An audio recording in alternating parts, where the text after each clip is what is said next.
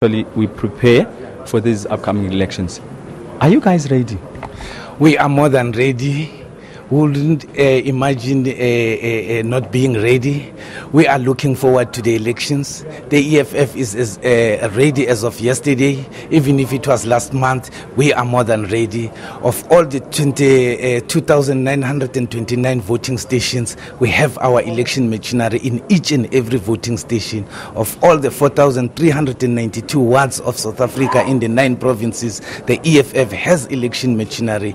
We are in every space of South Africa, in every inch of the landscape. What's the first thing you'll do when you get into power across provinces and nationally?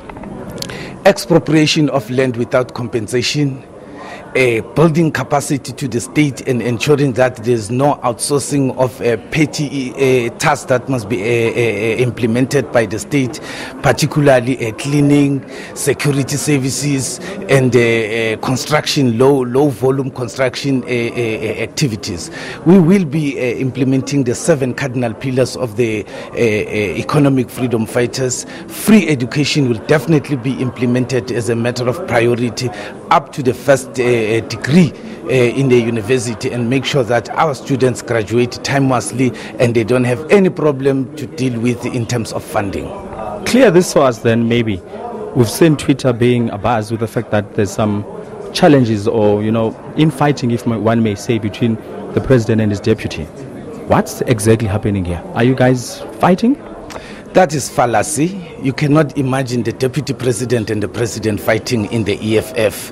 They are brothers. They were born together. They grew up together. They've been together all days and nights throughout ever since they've known each other. It's a figmentation of their imagination, and we are watching the space. It's a media speculation of the white monopoly capital because we don't have control over the media. We are watching that space. There's nothing like that.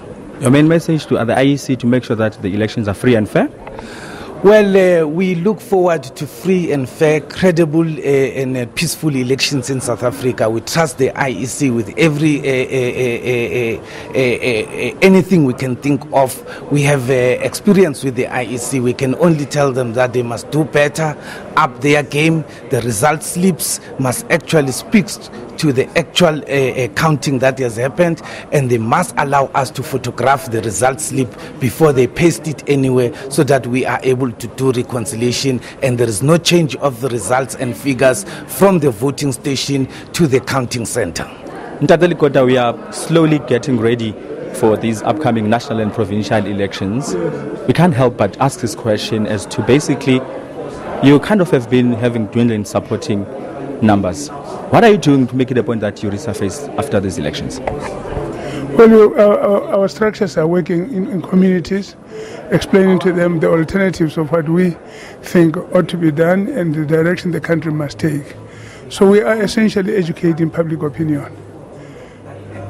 And basically, if you look at the fact that, there's new parties that are coming to the fore, aren't you threatened? Are you sure that you're going to, emerge? No, we are not threatened at all. It's very important that South Africans are increasingly going into political activism. It's very important that increasing sections of the population must not sit back and be indifferent. When critical national questions have been decided, men and women who pay tax must take interest as to the direction the country is going to be taking. And that's why you see more and more formations are arising, because people can say that something is not right. So please let everybody come to the party. Let's talk policy now. What is COPE bringing to the fore in terms of policy? Well, I think our position is extremely very simple. We've always said that the national constitution constitutes the only reliable framework within which we can build a South Africa of our dreams. There's no other route to go. The fact that those who are today controlling power are unable or are failing to implement the constitution does not make it a wrong policy position. And we remain very firm on that question. We won't change. And things will not change in any other direction if South Africans are to survive, except if they move in that direction. We're launching the elections. The IEC has called us here. What can you expect from the ACDP building up to the elections in May? We have never looked forward to an election like this one, because South Africans are at the stage where they are no more talking loyalty, but they are looking for new options. And because we have proved over the years not to be corrupt, not a single scandal has come from the ACDP direction.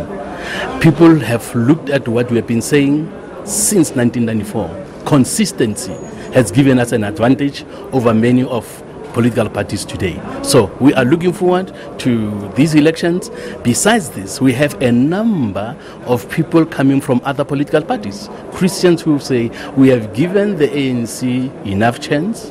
We have given some in the Western Cape, we have given the DA enough chance. We don't see any change because we realize that these people are not working with God, but they are working against God. Now the ACDP believes that the problems that we are facing as South Africa are so massive, there are so many, that we need God's inspiration and help to overcome them. And other people will not accept that. We are the only ones who believe that with God all things are possible, and South Africa can become a model nation among nations of the world. There you go, political parties having their say ahead of the IEC's media briefing. It's with regards to the final voter registration weekend, as well as, we're told, unveiling of the registration campaign and election logo.